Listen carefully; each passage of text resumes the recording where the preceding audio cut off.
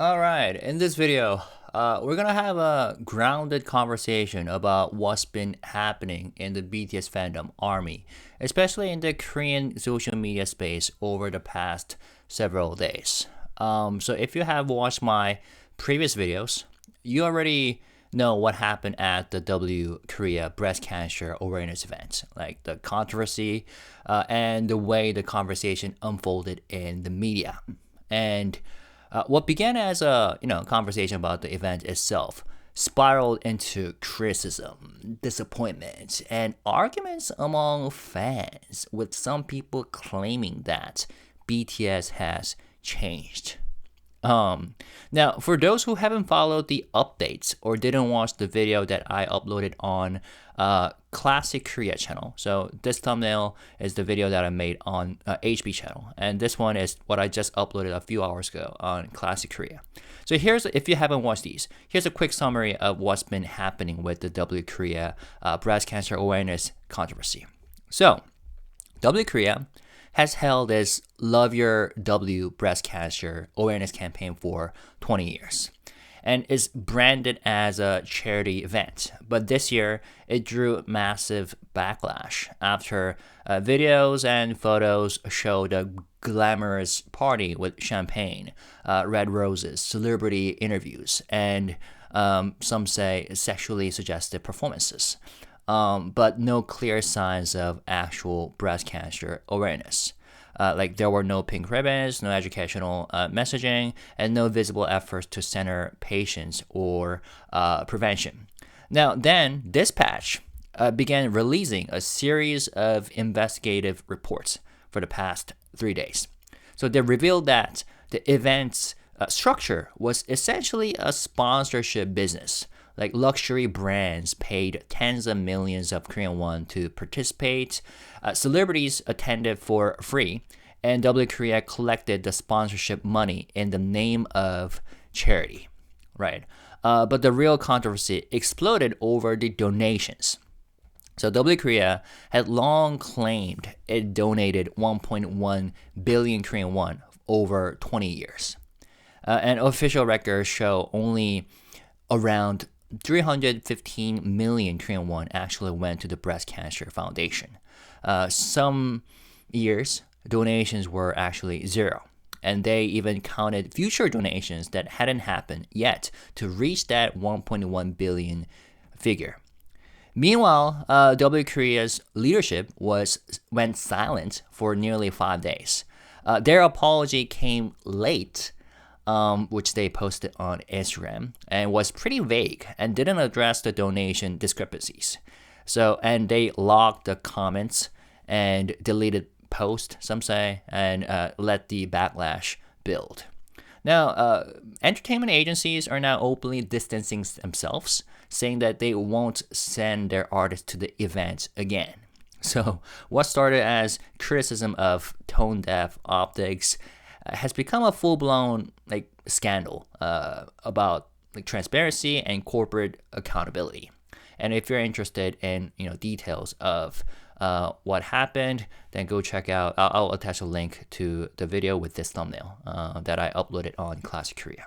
Now, in the middle of all this, some of the public anger, quote unquote public anger, started spilling onto celebrities who simply attended, including BTS. That's where the fan discourse began to fracture, at least in the Korean social media space. And that's what this video that you're watching is really about. So today's video is a little different. This time, we're not talking about WKorea itself. We're talking about the reaction that followed, specifically what's happening inside the fandom army. Because over the past few days, I've seen a flood of Korean army posts on X, Twitter, saying things like BTS changed, or they're different now, or this isn't the BTS I fell in love with. And honestly, a lot of what I have read is not just disappointing, it's deeply entitled, irrational, and sometimes straight up unhinged.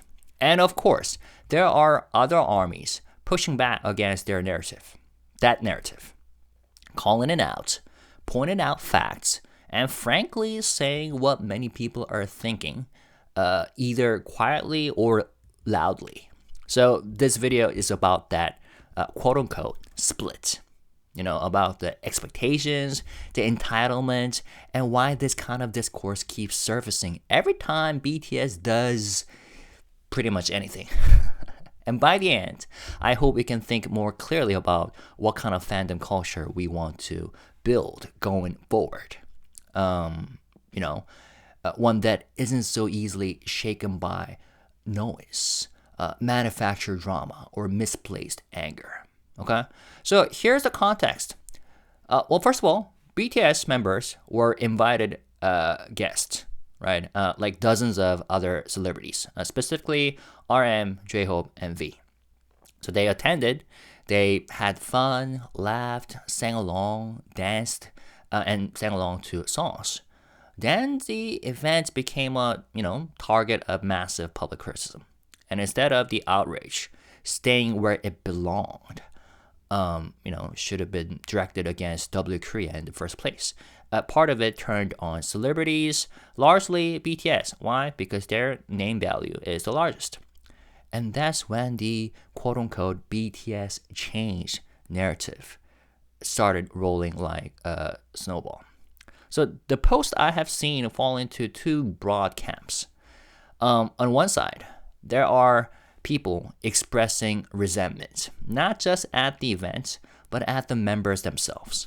Like some people are saying BTS has become distant, that they have lost their sincerity, or that things aren't the same anymore, and they talk as if BTS owes them something.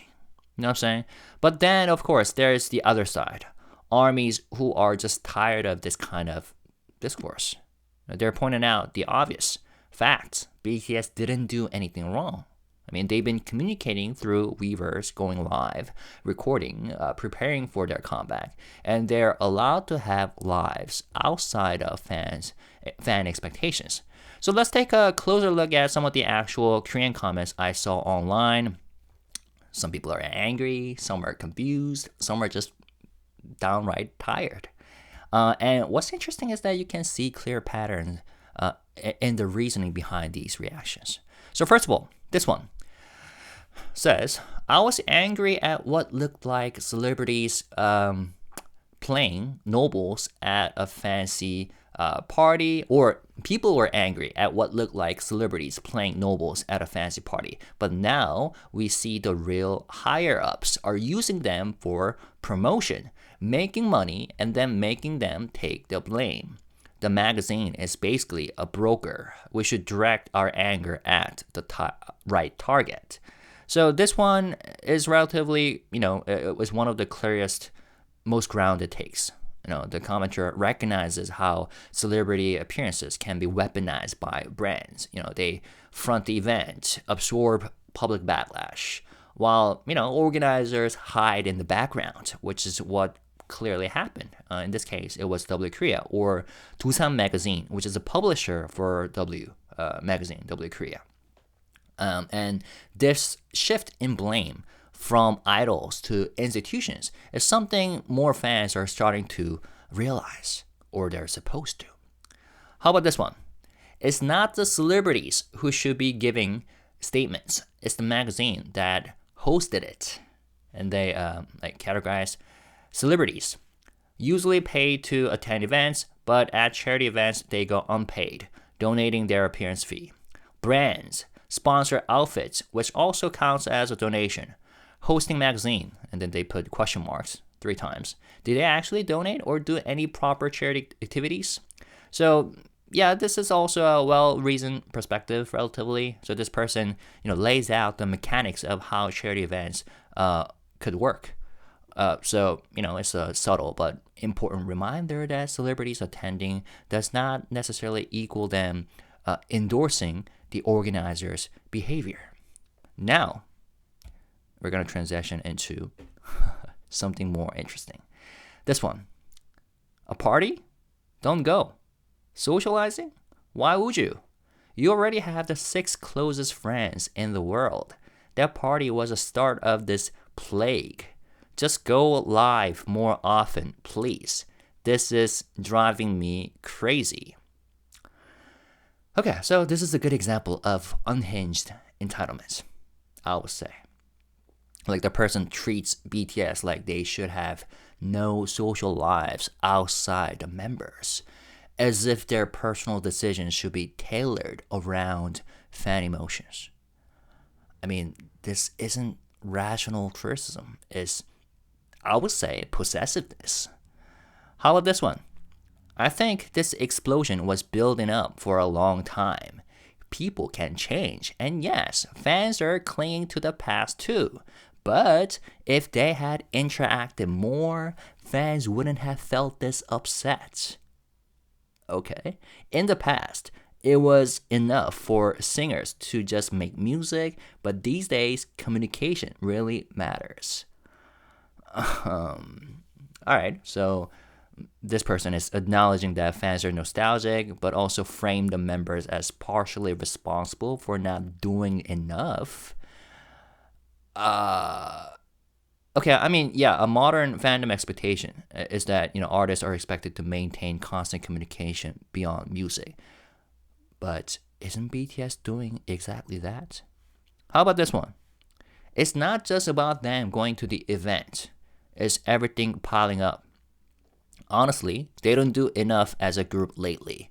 If they said they would find their roots and meet us in 2025, they shouldn't be like this. Just saying thank you isn't enough. I waited so hard.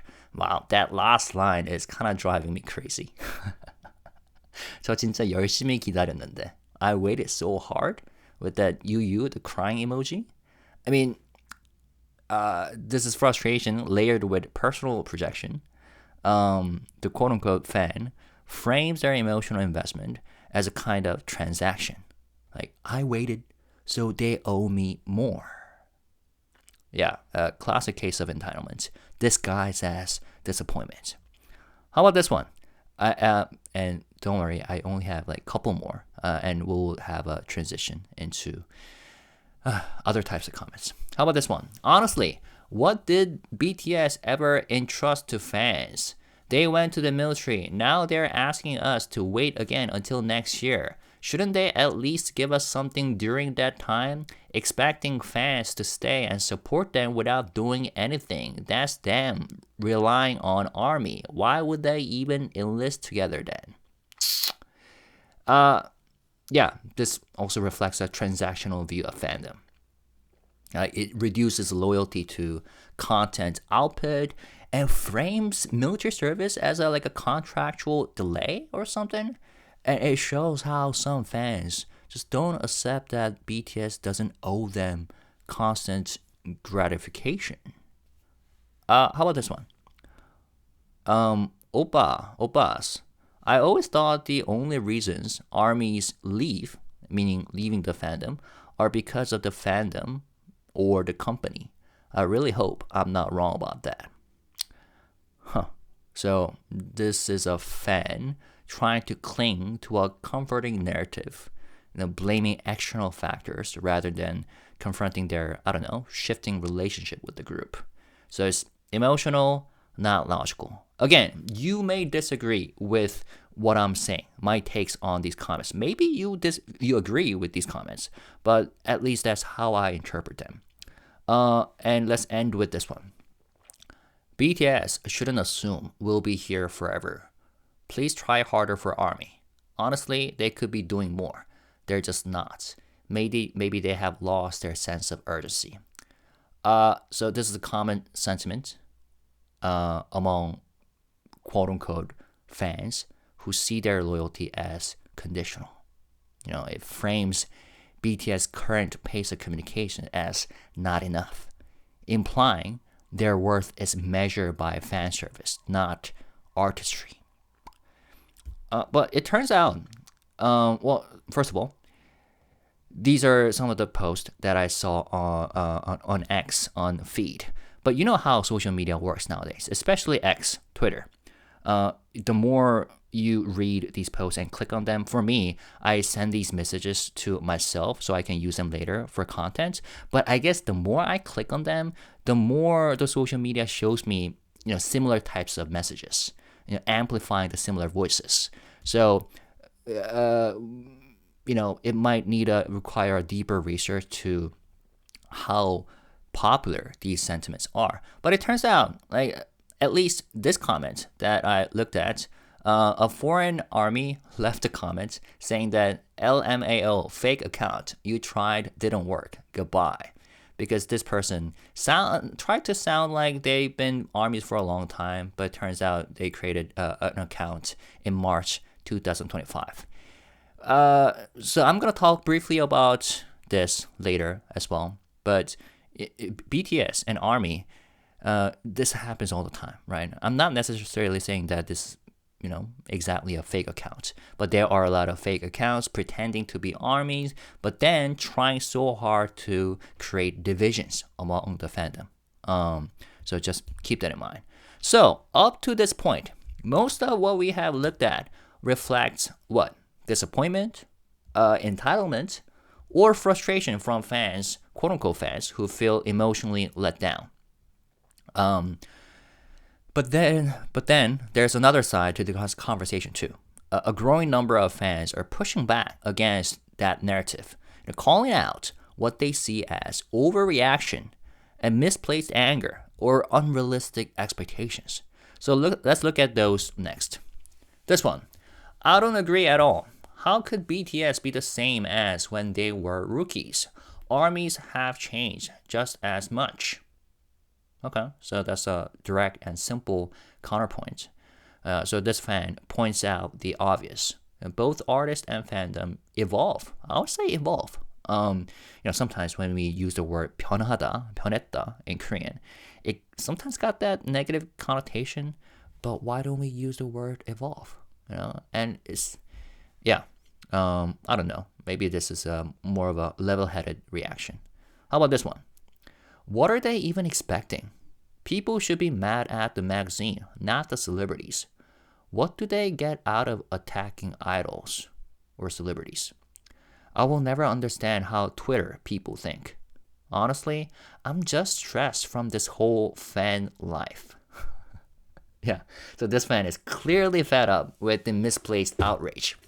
So their fatigue speaks for a large portion of the fandom who silently disagree with the noise, all the noise, but rarely speak as loudly as the complainers. How about this one? What BTS asked, wait until next spring. What fans asked of BTS? Go live often? They did. So they wrote they did in a parentheses. Post a lot on social media? They did. Donate? They did a ton. Act like a president? They spoke out a lot. I don't know what that's supposed to mean, act as a president. And then they said they spoke out a lot. And then make political statements? What? They wrote. And then they post content. They did. So what fans have asked of BTS, the members have done everything. So this is kind of a sarcastic post pointing out the imbalance between, what BTS actually promised and what some fans expect.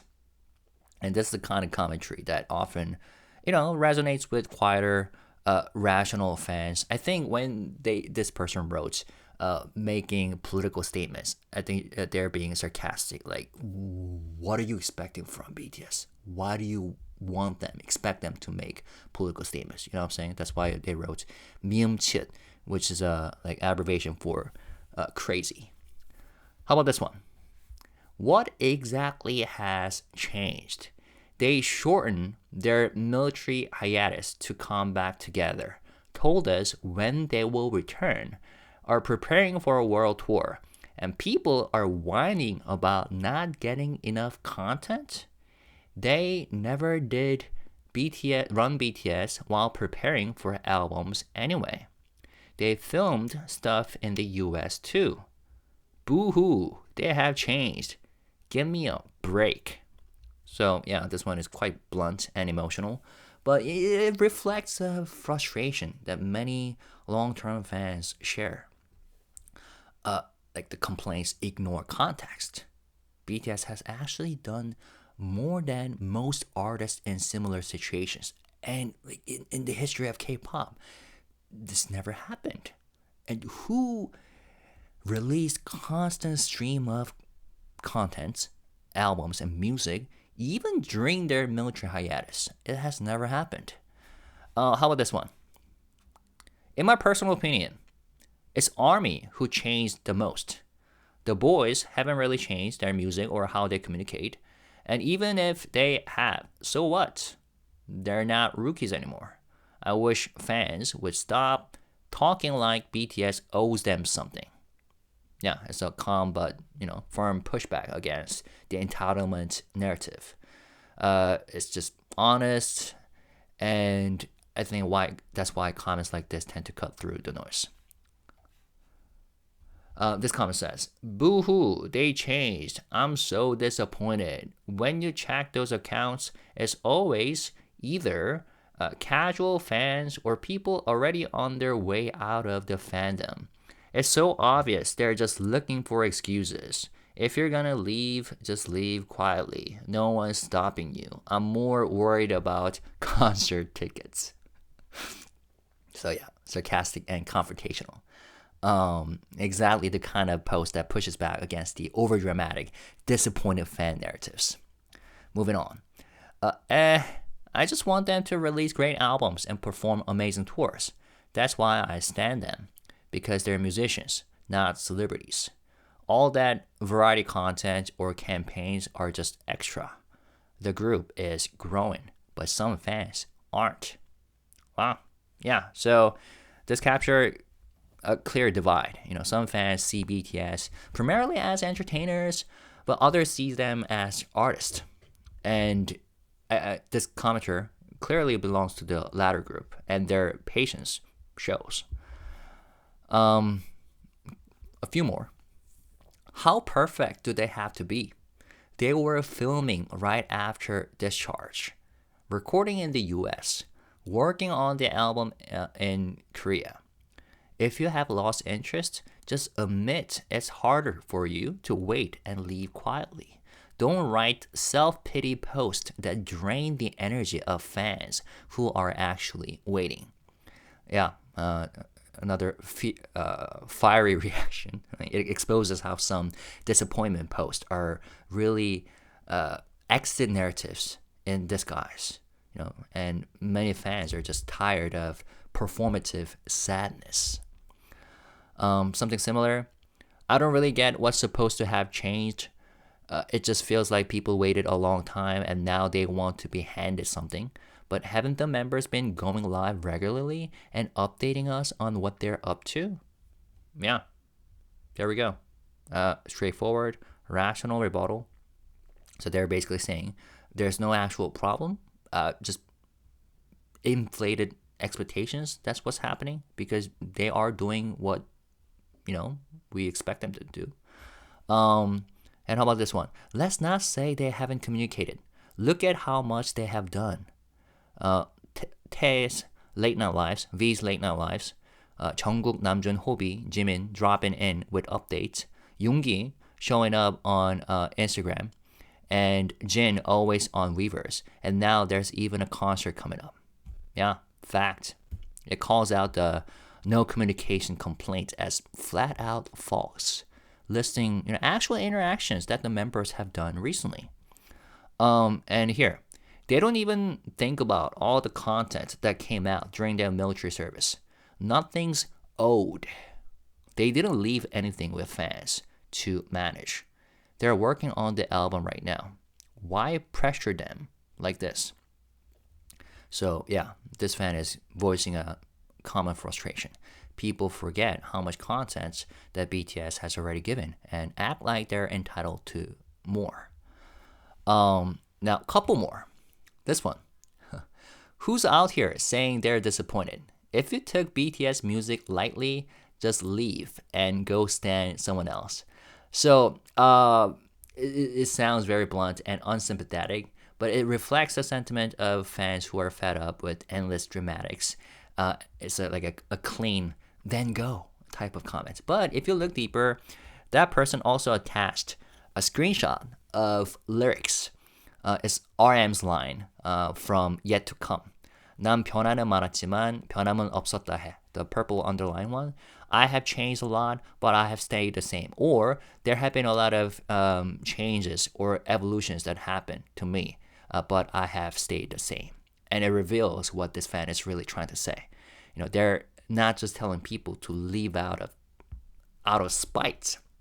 They're pointing out that BTS themselves have already spoken clearly about change, like the concept of change and identity, and they have evolved, yes, but their core hasn't shifted, which is what RM exactly talked about during his birthday live recently, as he spent a couple months with other members together for 2 months in LA.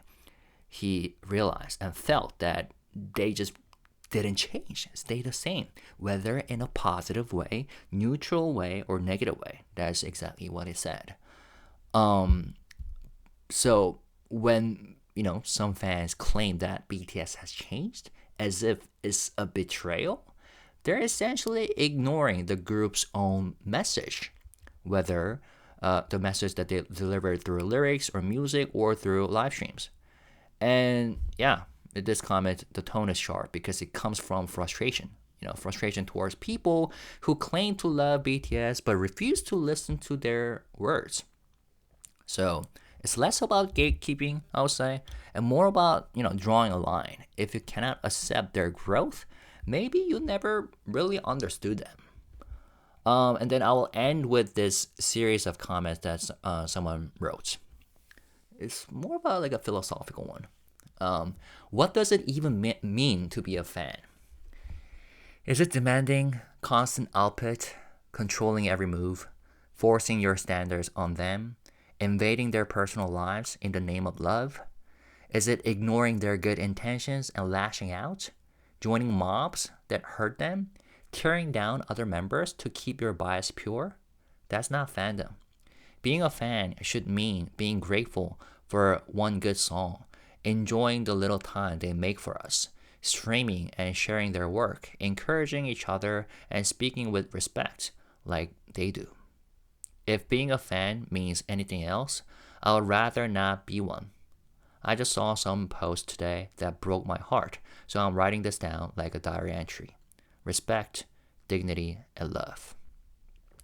So I'm not sure if you agree with this one or not, but this is arguably the most powerful comment that I've seen for the past 3 days online regarding the quote-unquote controversy or issue, because it cuts to the core of what healthy versus toxic fandom looks like. And it's reflective, weary, but clear-eyed. And I think it could resonate with fans who are just tired of entitled noise, drowning out real support. So when you read through all these comments, there's a few clear patterns start to emerge. On one side, there are fans who feel genuinely hurt or disillusioned, and their language often reflects personal disappointment, a sense of distance, or unmet expectations. And they talk about feeling left behind, about BTS not being the same, about wanting more communication, more warmth, more the BTS they fell in love with years ago. And these comments may be emotional, but they are rooted in, feelings, maybe you would say. Then there's the other side, the fans who are openly frustrated with that narrative. They push back strongly, pointing out that BTS hasn't actually changed in the way some people claim. And many of them bring up facts, right? The group's consistent communication, the short military hiatus, the upcoming group comeback, their ongoing creative work. And like I showed you, someone even cited BTS' own lyrics, like RM's line in Yet to Come, to argue that the group has evolved but never abandoned who they are. And you also see fans who are simply tired of what they see as endless dramatics within the fandom. And their tone could be sharper, more dismissive because they're so stressed. And they're less interested in debating feelings and more focused on cutting through the noise. And to them, complaints about BTS changing sound super entitled and repetitive, especially when the group has given fans timelines, updates, and music. And then there's layer into all of this is another more complicated factor.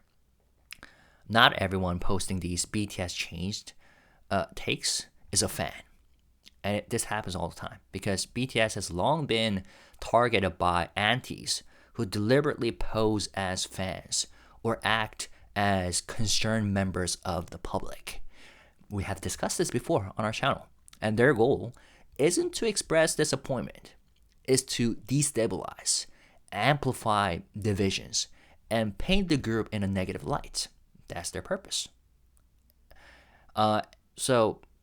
Overall, when emotions in the fandom run high, these voices blend in easily, right? And they mimic fan language, exploit fan frustrations, and feed narratives that make BTS look distant or look arrogant or ungrateful. And the truth is, they don't need to be the majority to have an impact. You know what I'm saying?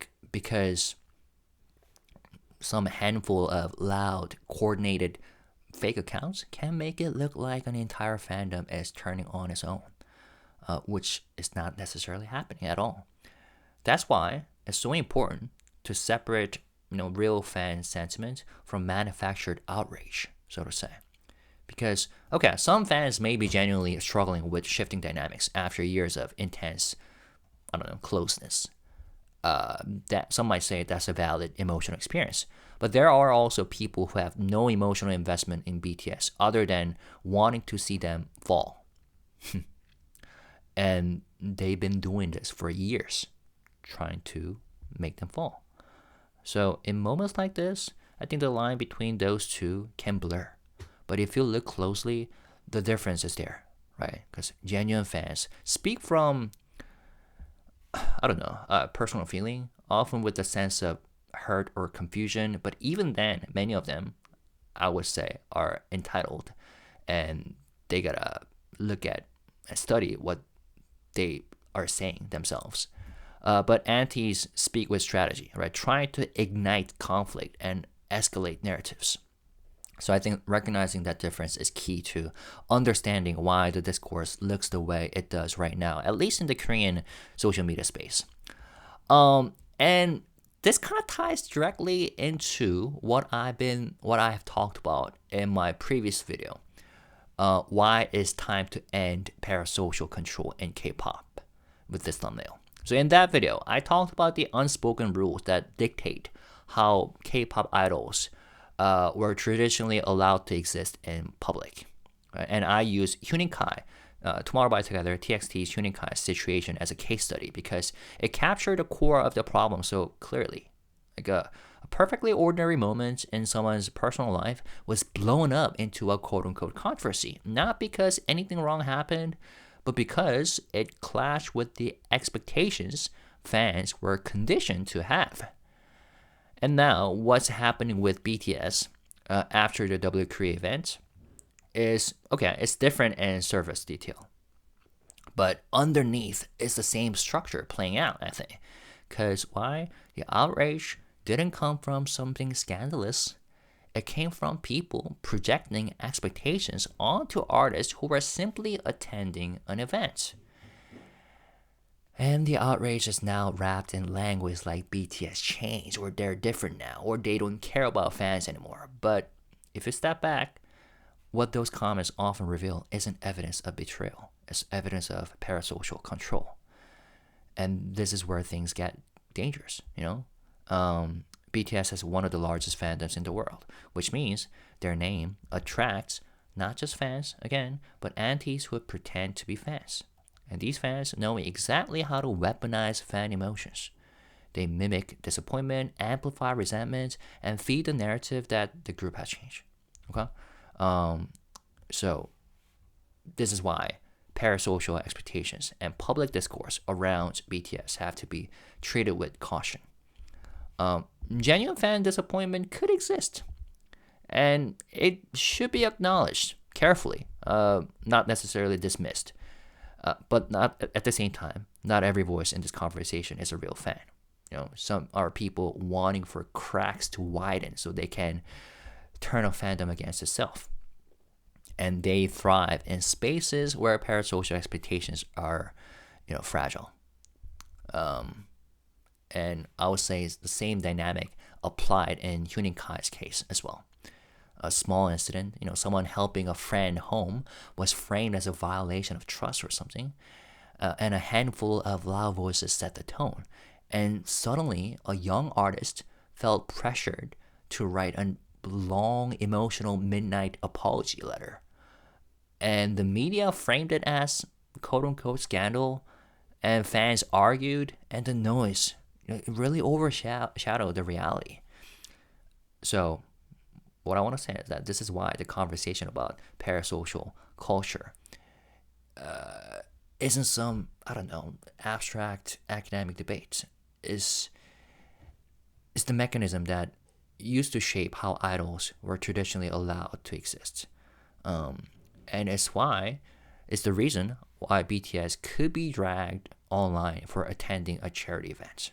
And it's the reason why a 22-year-old like Huening Kai felt the need to apologize for existing outside his, I don't know, outside fan expectations or outside his norm. So until the K-pop industry starts dismantling this system, and until more fans learn to separate personal feelings from entitlement, I think this cycle could keep repeating. Antis will keep weaponizing it, and the media will keep monetizing it, and idols will keep paying the price for simply living their lives. Also, I wanna one more, also acknowledge something here because, so not every fan who felt disappointed over the past few days was acting. They weren't all acting out of malice or entitlement. So to have a balanced perspective, I want to say for some fans, it might have been jarring to see the members like laughing, dancing, and having fun at an event that's now become one of the most heavily criticized controversies, in this month, in Korean entertainment this month. So it's understandable that some people felt uneasy watching those clips in the middle of an unfolding, controversy. But there's also the emotional layer of seeing certain members interact with celebrities they personally dislike or distrust. I don't want to go too much in detail about that because it's kind of nonsense to me. But I would say that kind of discomfort could be real for some people. Because I guess fandom isn't just about music for a lot of people. It's about emotional investment, shared values, and trust. And when something like that happens, it could feel disorienting for some people. Like the image that you had of your favorite artist isn't lining up with reality anymore or something. But that said, personal discomfort doesn't automatically make your interpretation correct. And feeling uneasy doesn't give anyone the right to police who the members talk to, or what events they attend, or how they behave in public spaces. And it definitely doesn't justify some of the aggressive and speculative and invasive language that we have seen online. And this is where the line needs to be drawn clearly. Emotional reactions, okay, they are human. But turning that discomfort into moral judgment, or treating idols like they have violated a personal contract, is where parasocial control shows its teeth. Fans are allowed to have feelings because fans are humans, but they're not entitled to control someone else's life. How can you say things like, I don't want you to hang out with that person? Now, one more thing. When I scroll through the BTS changed posts on X, the majority of them are coming from Korean armies. I don't know, maybe this is because I've been clicking on more Korean comments lately. And while it's natural for domestic fans to have their own cultural expectations, especially given the history of how idol fan relationships developed in Korea. We are no longer in a purely domestic fandom space, right? Way past that. Because BTS isn't, some might say, they simply isn't a K-pop group anymore, because their fan base is global and their influence is global, and their culture as a fandom has evolved far beyond the old structures of parasocial control, which was the case in K-pop until a few years ago, or maybe some say that it still exists. That's why, like I said in this video, international armies have a real opportunity to help set a new standard if we try, if we want to. So in my previous video on Unikai, I talked about how global fans often approach idols with a slightly different lens, right? Because they still care deeply, but their expectations around personal lives tend to be more flexible. Although not everyone is like that, but generally. And they're more likely to separate art from personal choices, and less likely to treat a casual public appearance as a personal betrayal. And, this perhaps connects to what some people describe as Army Independence Day, like the day when BTS fans collectively rejected being boxed in as just another K-pop fandom. Now, I don't know how serious that was supposed to be, but if we take the spirit seriously, then this is the exactly the kind of situation where that identity matters. Instead of letting old parasocial expectations from K-pop dominate the discourse, international fans can help model a healthier standard, respecting the members as individuals, pushing back on manufacturer outrage, and reminding others that fandom is about support, not control. And honestly, that's what armies have been doing all along. It's just that people are getting stressed, right before a comeback. So yeah. And perhaps I would say that this is also very much in line with what Bang Seok meant when he talked about taking the K out of K-pop. So he wasn't necessarily talking about erasing culture. I think he was talking about expanding it. And BTS fan culture can evolve and has evolved beyond outdated norms that trap artists and fans alike. And international armies have a powerful role to play in making that shift real. And let me say for the third time that, international armies have been doing that, but my expectation, it will play a larger role from here on. Now, before wrapping up, I want to speak directly to my subscribers, and really to anyone who's been following this whole situation or something similar. So when something like this blows up online, it can feel overwhelming, right?